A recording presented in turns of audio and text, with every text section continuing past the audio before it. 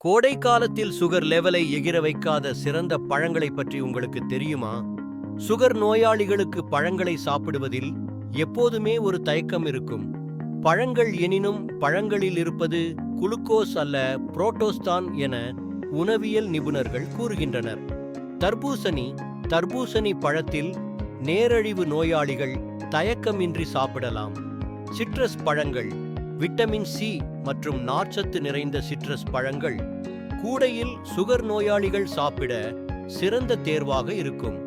பப்பாளி எல்லா காலங்களிலும் கிடைக்கும். பப்பாளி நார்ச்சத்து நிறைந்தது, மிக குறைந்த கிளைசெமிக் குறியீடு கொண்ட இந்த பழம் நீரிழிவு நோயாளிகளுக்கான சிறந்த தீர்வாக இருக்கும்.